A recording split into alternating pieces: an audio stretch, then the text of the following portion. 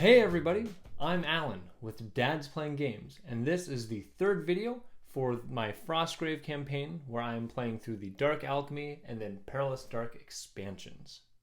Be sure to check the details below where you'll find links to the introductory video for this campaign, links to our other Frostgrave content, and you'll also find timestamps for this video, which will be featuring the third and final scenario from the Dark Alchemy expansion called the Spreading Flames.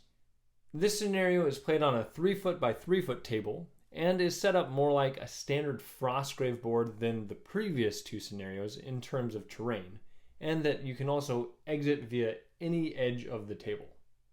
One other thing I'll note is the previous two scenarios had a 16-inch maximum line of sight, and this scenario does not have that restriction. This scenario has a time limit, and at the end of the 10th turn, the battlefield, which represents the back chamber of the alchemical factory, explodes, and any figures still on the board are considered to have fallen and must make survival rolls after the game.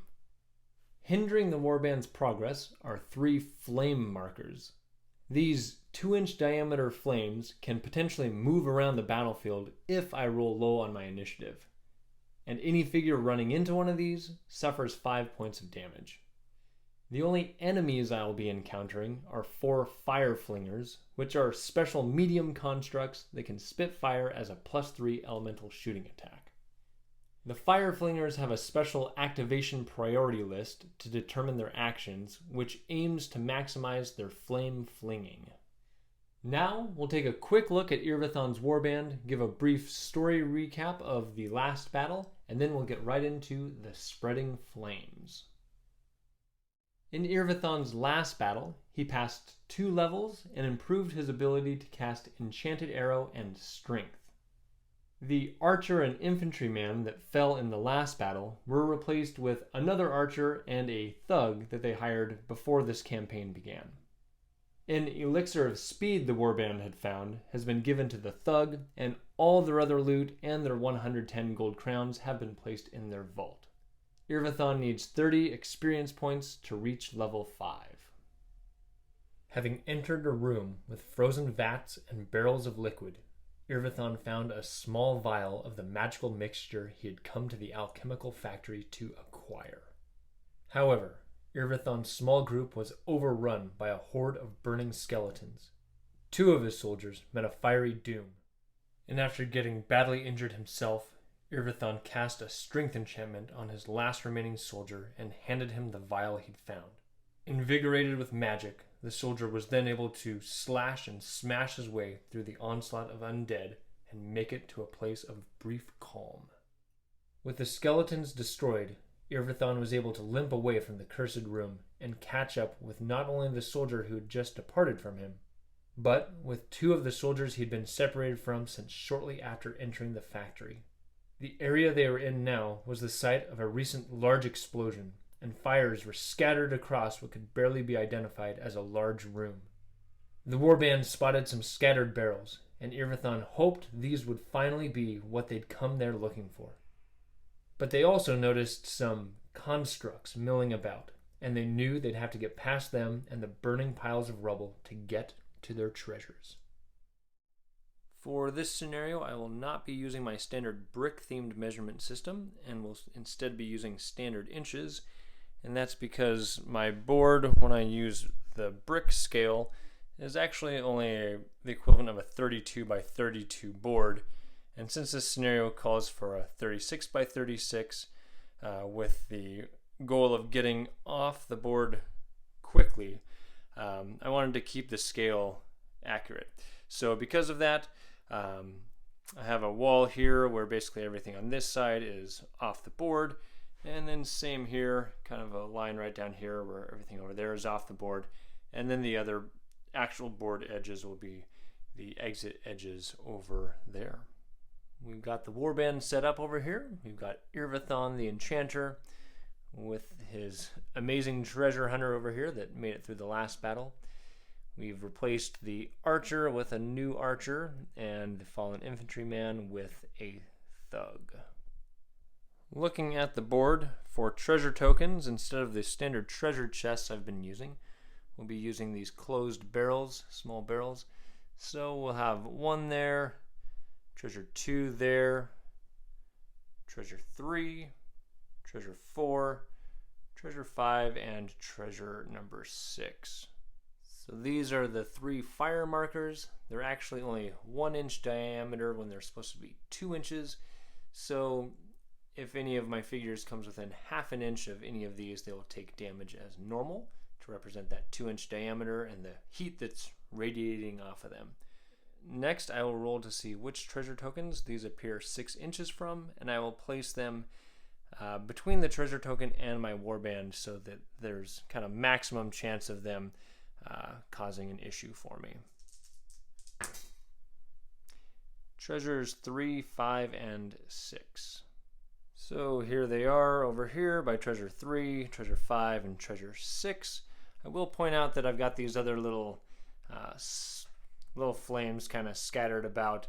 That's just for appearances, as this is a area that's just about to explode. So just the big flames that we're worried about.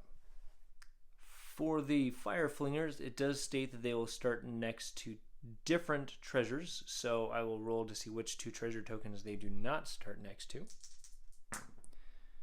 Numbers 2 and 5. Alright, so we've got a fire flinger at treasure number 1, number 3, number 4, and up there at number 6. As a reminder, Eirvathon cannot cast any of his out-of-game spells for the rest of the Dark Alchemy campaign, and also since he fell in combat last time, he starts this battle with only 10 of his max 14 health. Here is my turn counter. I need to try to get my soldiers off the board before the end of round 10. For this battle, I will be the gray die, and the enemies will be this reddish die. And we do need to roll initiative in this round. On a 1 or a 2, I need to move all the fire markers. 1, we start out by moving them around. They'll move 2 inches in a random direction, and as I mentioned in the intro, I will not be showing any of my rolls for random movement directions just because that kind of bogs things down a bit. This one here moved that way, this one moved that way, and this one down here also moved that way. To start out the battle, Eirvathon will cast Enchant Weapon on the archer's bow. He casts on a 7. 13, success. Then Eirvathon will move 6 inches to right over here, right up against that where he's out of line of sight from this guy. For the soldier phase, this archer will run over here, and with his enchanted bow, he will fire an arrow at that fire flinger.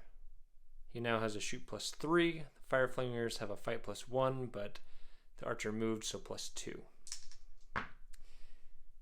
Arrow is 13 against 17. That misses. Next, I'll activate my thug, who has an elixir of speed, so he will drink that, giving him move +2 for a total of 8. Then he'll move 8 inches right there. My treasure hunter will come around here to right there. For the creature phase, it won't really matter what order I have them move in, at least this round. So we'll start with the one closest. Their special rules have them move towards an enemy figure to try to get within 6 inches to fling flame. So it will start with its 5 inches of movement. 5 inches lets it skirt around here to right here. And it is not within 6 inches of any of my units, so it will instead use its second action to move 2.5 inches to right there. This fire flinger here can see my thug over here, so it will move that direction, a double move. It has to climb over this debris, so on a double move it can move to right about there. This fire flinger here can see my treasure hunter down there, so he'll move that direction. On a double move, it can basically come over here and climb down these stairs to right there. And I suppose this fire flinger, even though I'm considering these little spots here to be its eyes on the front, the top of its barrel head can see over this glacial outcropping to see my thug, so it will move that direction. On a double move, going as the crow flies, it has to climb up over this and will end up right about there. Moving to round 2. Initiative. Okay, the flame markers do not move. For this round, Eirvathon will cast Enchanted Soldier. You cast this instead of Raise Zombie on a 12. 12, success. And since he creates this out of things he finds on the current battlefield, he'll make this weird little barrel monster thing. Pops up right next to him. Eirvathon will then move 6 inches over to here. For the soldier phase, this archer will fire his enchanted bow at that fire flinger. +3 shoot against +1 fight. 8. Well, he won, but doesn't cause any damage. And the archer will stay right where he is. Next, I'll have this enchanted barrel run up to engage, but not fight. Then my thug, on a single move with his elixir of speed, can snap into combat, and then he will attack. With support, he has +4 against +1. 22 for the thug against 14. That is a hit. They have 12 armor, so that is 10 damage. So my strategy for this scenario is to prevent these fire flingers from flinging fire at all cost, and they won't shoot into a melee. So I'm going to move my treasure hunter up here, and instead of having him fight, he's just going to stay there engaged, because if he fights it, he'll probably kill it, and then he's going to get, this group's going to have fire flung at it. So they'll just stand there in combat. Now for the creature phase, I couldn't find anywhere in the core rule book or the Dark Alchemy book that said how to determine turn order for monsters. So I'll be going off the Perilous Dark, which these are the scenarios I'll be going to next with this warband. It says that they activate in health order, starting with the creature with the highest current health. So since this construct here has the lowest health, I will have him go last.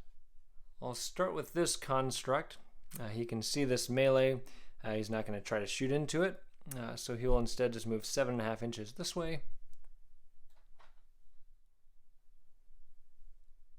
This fire flinger here can see this melee, and it, on a double move, can move 7.5 and then snap into combat with my thug. It won't shoot into the melee as per its rules. So he's engaged with the thug. This fire flinger here can also see the melee, and he will move 7.5 inches to right here. And lastly, this injured fire flinger will fight, and they will target the enemy with the lowest hit points, which is the enchanted soldier with 6. So the treasure hunter adds support, but the thug does not because he is engaged with 2 enemies. So we have a normally +0, but with support is a +2 against +1. I got a 10, it got an 11, but my enchanted soldier has an armor of 12, so no damage. And its special rules say it does push its enemy back, so my enchanted soldier is pushed out of combat. New round. Roll initiative. It's not a 1 or 2, nothing happens. For Eirvathon, he really wants to fire an enchanted arrow, but the only 2 fire flingers that aren't in combat are pretty well hidden behind some barriers. So instead, he's just going to run up here a little ways, and from there he will cast Strength on the treasure hunter. He casts this now on a 9. At 2, he will let that fail. He takes 1 point of damage. Next, I'll have my enchanted soldier run up here in the soldier phase, and he will attack with the support of the treasure hunter. +2 against +1 for the fire flinger. 7 against 10. He loses, so the Fire Flinger will push him out of combat. Next, the Treasure Hunter will attack. +4 against +1. 20 against 11. That is 8 damage. It only had 2 health left. This Fire Flinger goes down. And the Treasure Hunter will run up here and engage this other Fire Flinger with his Thug friend. And now the Thug will attack. With support, +4 against +1. 20 against 10. That is 8 damage on that Fire Flinger. The Archer does not have a clear shot at anything, so he will run up here to right there. For the creature phase, this Fire Flinger can double move over here and snap into combat with the Treasure Hunter. I'll just move his buddy out of the way.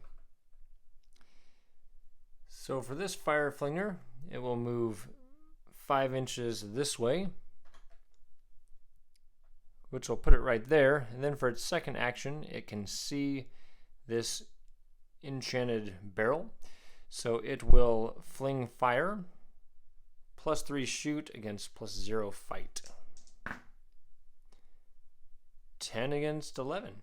So the enchanted barrel survives that flaming blast.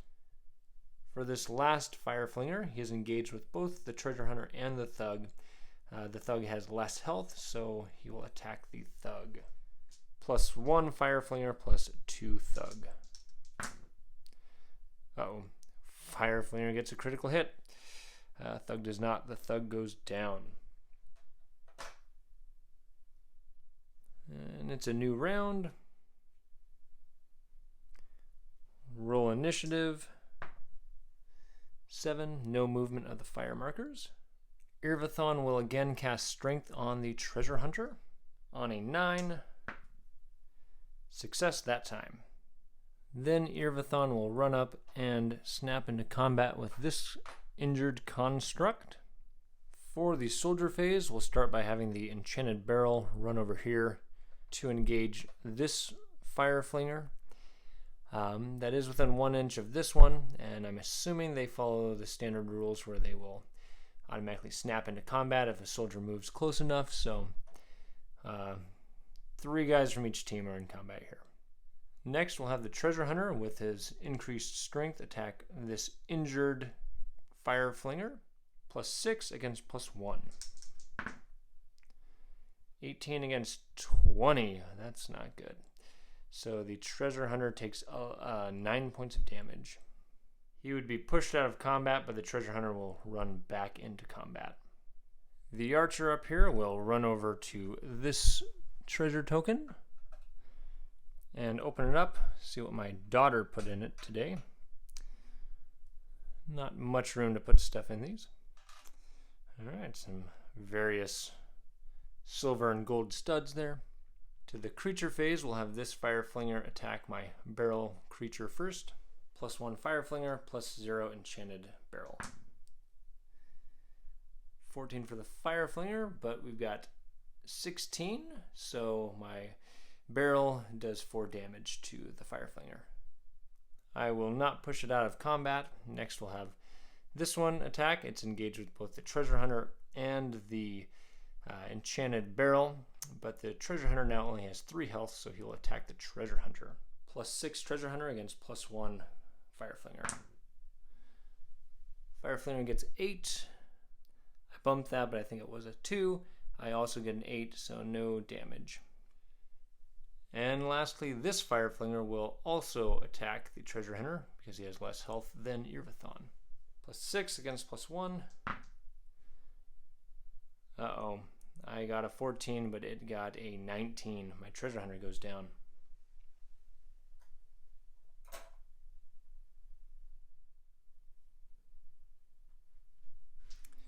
Rolling initiative. All right, no movement. Things aren't going as planned. Eirvathon will attack this Fire Flinger. +2 against +0. Hey, 18. That's good. That Fire Flinger was down to 4, so that Fire Flinger goes down. And the barrel is engaged with both these other fire flingers. Well, I've got to be bold at this point, so Eirvathon will just run past these guys right up to there. For my archer, he really wants to go after this treasure, but unfortunately this fire marker is right at the base of that ladder. So he's just going to hop down here. On a double move, he'll come up to here. My enchanted barrel will not do anything. He'll just stay engaged with both of these fire flingers. So now onto their turn. This one has full health, so he will attack first with support +3 against +0 for me. 15 against 6, so that does win. That deals 3 damage to my little guy. And he will push him out of combat. I suppose it'd only be right about there. But the special rules for these say that after it pushes a unit out of combat, it'll be done, so it will not try to engage. And I'm supposed to be pushed out of combat with this guy, so now he will, instead of fighting, he'll fling flame. +3 flame against +0 fight. No damage to my construct. I suppose my soldier is not an actual construct. And its rules say it will also be done for the turn, so luckily my enchanted soldier is hanging in there. Off to a new round. Roll initiative. Okay, no movement. For Eirvathon, he is going to start out by firing a enchanted arrow at this construct that is down to 8 health. He casts this on a 12. 17, success. It's a +8 shooting attack against +1. 11. So no damage there, unfortunately. For Eirvathon's second action, he will just run around here, staying away from that flame marker. For this archer, taking a closer look at the diameter of this thing, the archer can actually come up to the corner of this and climb. So that's what he'll do on a double move. And in his turn at the top of the stairs, the enchanted soldier will run into combat with both of these and be done. For the creature phase, the construct at full health will attack first, +3 with support against +0. 13 against 13, it's a tie, so they both take 1 point of damage. The other construct will attack, same thing. Critical hit. It goes down. And it says its turn will be done after that, so it is done. Go to the next turn. Rolling initiative. 9. For Eirvathon, he will run over here and open this treasure. And he finds a pineapple. To the soldier phase, the archer will run over to this treasure.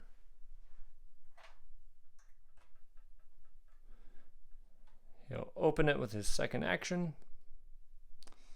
He finds some various colored studs. For the creature phase, both of these two fire flingers can see my archer up there, so they'll move that direction. And this one will move to right there.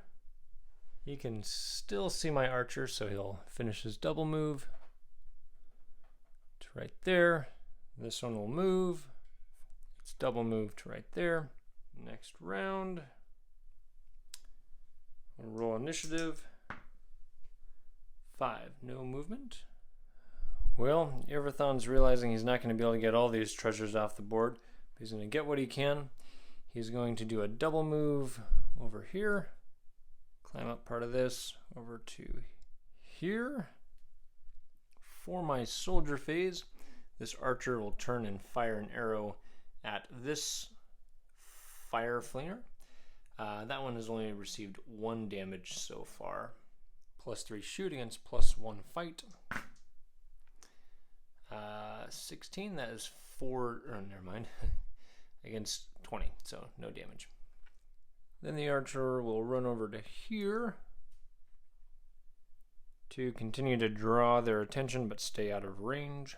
For the creature phase, this guy will move right up to here on 5 inches, and then he can see Eirvathon, so he'll do his double move that direction. Eirvathon's out of range of the fire blast. This one will move 5, well, he'll have to climb, so I'll move up to here. And from there it'd be closer to Eirvathon, so he will climb down a little bit towards Eirvathon. Next round, roll initiative. Nothing to worry about. For Eirvathon, he will just kind of straddle around the side of this over here, and drop down. He's actually kind of hanging off the side here. He'll open this, and there's gold stuff stuck in there. All right, they got a pile of colorful stuff. All right, so he's hanging off the side like that. For the soldier phase, the archer will now fire an arrow at this construct, which is the more injured one. It's down to 8 health. +3 against +1. 11. Wins, but no damage. He will then spend his second action to climb down, and just like that. For the creature phase, we'll start with this guy here. Doesn't really matter this turn. So it can move 5 and then shoot 6.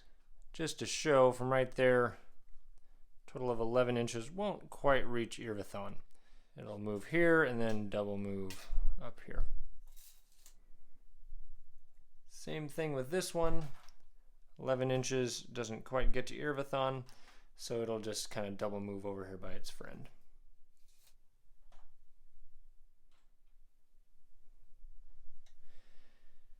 Now on to turn 10. Roll initiative. Nothing happens. Alright, so Eirvathon and his archer here, there's a lot of rumbling, a lot of more flames are showing up, and they've got the feeling this whole place is going to explode. So Eirvathon is just going to fire an enchanted arrow at whichever of these two constructs only has 8 health left. I should have created them to look a little different, but they all look the same. So one of them is down to 8, one is at 11, so he'll fire at the one at 8. Cast on a 12. Failure by 10. He takes 2 points of damage. And after that miss, he will just run off the board, and then the archer also will run off the board during the soldier phase. That battle didn't go quite as well as Eirvathon had hoped. They only ended up recovering 4 of the possible 6 treasures, but that was pretty good considering they lost 2 of their soldiers. And with that, we'll figure out how these 2 soldiers are doing. Starting with the treasure hunter. A 9, he is barely fine. And the thug, a 20, he is definitely fine. Now that we know all 4 members of the warband have survived, let's figure out what these 4 treasures are. Rolling on the Dark Alchemy treasury table. We've got 6, 12, 14, and 19. 6 is 15 gold crowns and a potion. 12 is 10 gold crowns and 2 potions. 14 is 30 gold crowns and 2 potions. And the 19 is a grimoire. So altogether they found 5 potions. 1, 5, 5, 7, and 12. The 1 is a potion of healing. The 2 5s are potions of invisibility. The 7 is a potion of teleportation. And the 12 is a potion of iron mind. They found 1 grimoire, so column and row. Column 2, row number 5. Column 2, row 5 is a grimoire of Call Storm. As well as gaining 5 potions, a grimoire, and 55 gold crowns, for experience points, Eirvathon cast 4 successful spells for 40. The warband defeated 2 Fire Flingers for 50. They retrieved 4 treasure tokens for 100. And as a special bonus for this scenario, Eirvathon gained 50 for walking off the board, for a total of 240 experience points and increasing 3 levels. That battle was pretty fun to play. I'd hoped to defeat all 4 of the Fire Flingers and collect all 6 of the treasure tokens, but that just didn't happen.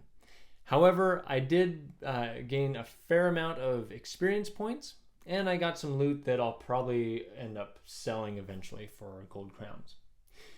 I think in this battle, the star character ended up being my enchanted barrel. He did a great job tanking a few hits and tying up the Fire Flingers, which allowed Eirvathon to run past the giant melee and retrieve some extra treasures he wouldn't have been able to pick up otherwise. For strategy suggestions, I think my plan was a good one. I didn't completely split my party like I did in the previous battle, which proved to be quite disastrous, but in this scenario, having that time limit, I think you're kind of required to split up at least a little bit. My archer going alone on one side of the battlefield should have been a good idea, but none of his arrows in the entire game managed to cause any damage. And also, getting the Fire Flingers into melee combat should be a good plan too. They have a +3 shoot, but only a +1 fight. However, they ended up getting some really good rolls, a couple critical hits on my soldiers, and so even though statistics should have been in my favor, I wasn't so lucky this game. If I played this scenario again, I would probably use the same exact strategy, but just hope for better results from the dice. One other thing I'll note about this scenario is I found the flame markers to be a little disappointing. Each turn they have only a 10% chance of moving, and when they do move, it's only 2 inches on a 36-inch board. I think that having them be a little more unpredictable would have been nice, but I don't know if that combined with the Fire Flingers would have made the difficulty too high. I'm not sure. But regardless, let me know in the comments below what your thoughts were on this video or what experiences you've had with this scenario. And be sure to watch for our next video as Eirvathon's campaign continues into the Perilous Dark. We want to thank you for watching. If you enjoyed this video, feel free to add a like or a comment below, or subscribe so you can keep up with all the content we're releasing. And with that, I'm Alan with Dad's Playing Games, and we'll see you on the next video.